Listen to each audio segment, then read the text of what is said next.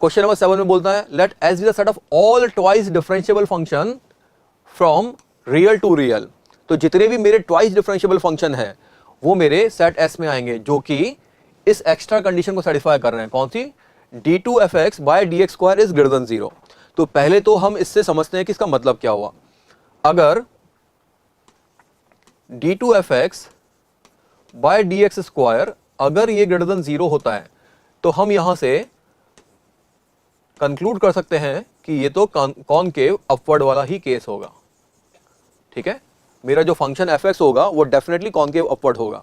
अब क्वेश्चन में क्या बोल रहा है वो, let xf be the number of point for which fx equal to x। मतलब मेरा जो कॉनकेव अपवर्ड वाला ग्राफ है वो y इक्वल टू x के ग्राफ को कितने पॉइंट पे कट कर रहा है वही मेरे xf को बोला गया है। ठीक है, then which of the following statement is are true. इसको क्विकली एक बार फिर से रीकैप कर लेते हैं कि बोलना क्या चाह रहा है।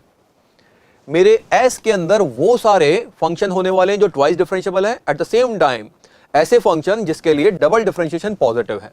तो d2f बाय dx स्क्वायर अगर पॉजिटिव होता है तो ऐसे फंक्शन डेफिनेटली कॉनकेव अपवर्ड होते हैं। ठीक है, अब इसमें आगे इसने क्या बोला कि xf be the number of points for which fx equal to x। fx क्या था? मेरा कॉनकेव अपवर्ड ग्राफ था और ये x क्या है? y इक्वल टू x एक लाइन होगी। तो जितने पॉइंट पे ये कट करेंगे उतने ही number of points of intersection आएंगे, तो xf की वैल्यू भी उतनी ही हो जाएगी। ठीक है, तो क्विकली एक बार देख लेते हैं। कॉनकेव अपवर्ड अगर मेरा कोई कर्व होता है तो उसकी पॉसिबिलिटी क्या होती है? उसके लिए या तो ग्राफ मेरा ऐसा कुछ होने वाला है और ग्राफ मेरा ऐसे कुछ होने वाला है और मेरा ग्राफ ऐसा कुछ होने वाला है। इनके अलावा और कोई पॉसिबिलिटी तो नहीं है। और मेरी लाइन जो दे रखी है y इक्वल टू x, इन तीनों ही कर्व को कितने पॉइंट पर कट कर सकती है? पॉसिबल है कि इसको कट ही ना करें, तब तो यहां पर मैं इसकी बात कर रहा हूं, ये y इक्वल टू x है, तब तो इस केस के अंदर xf की वैल्यू 0 हो जाएगी। मतलब 0 पॉसिबल भी है यहां पर। अगर यहां पर मैं बात करूं तो डेफिनेटली 2 पॉइंट पर कट कर सकती है, तो यहां पर xf की वैल्यू 2 हो जाएगी। यहां पे बात करें तो xf की वैल्यू 1 हो जाएगी। तो पॉसिबल xf की कितनी वैल्यू हो गई? या तो 0 होगी या फिर 1 होगी या फिर 2 होगी, इसके अलावा और पॉसिबिलिटी नहीं है। तो क्वेश्चन को क्विकली एनालाइज करते हैं। There exist a function such that xf is 0। Definitely है क्या? बिल्कुल, एक ऐसा फंक्शन बिल्कुल एग्जिस्ट करेगा जिसके लिए मेरा fx y equal to x को इंटरसेक्ट ना करे। तो option number A is correct. Option B की बात करते हैं। Every function f we have xf is lesser than equal to 2। बिल्कुल, तो मैक्सिमम 2 ही जगह कट कर सकता है, तो 2 या फिर 1 या फिर 0। तो option number B is also absolutely correct. Option number 3 की बात करते हैं।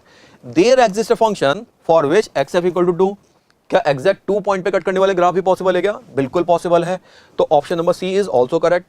फोर्थ की बात करते हैं। There does not exist any function for which xf is 1। बिल्कुल एग्जिस्ट करता है, तो ऑप्शन नंबर डी ये मेरा रॉन्ग हो जाएगा। तो इस क्वेश्चन के 3 ही करेक्ट ऑप्शन होंगे, ए, बी एंड सी। ठीक है, अगर इस क्वेश्चन को एनालाइज करें तो ये क्वेश्चन कहीं ना कहीं हमारे एप्लीकेशन ऑफ डेरिवेटिव पे बेस्ड था। ये 65% अप्रोक्सीमेटली ऐसे स्टूडेंट थे जो इस क्वेश्चन को अटेम्प्ट नहीं कर पाए और 9.16% स्टूडेंट ऐसे थे जो इसको रॉन्गली अटेम्प्ट करके आए एंड 25.77% स्टूडेंट ऐसे थे जो इस क्वेश्चन को करेक्टली अटेम्प्ट करके आए हैं। तो ये क्वेश्चन डिफिकल्ट या फिर उससे थोड़ा सा मतलब मीडियम साइड पे इस क्वेश्चन को अपन मान सकते हैं।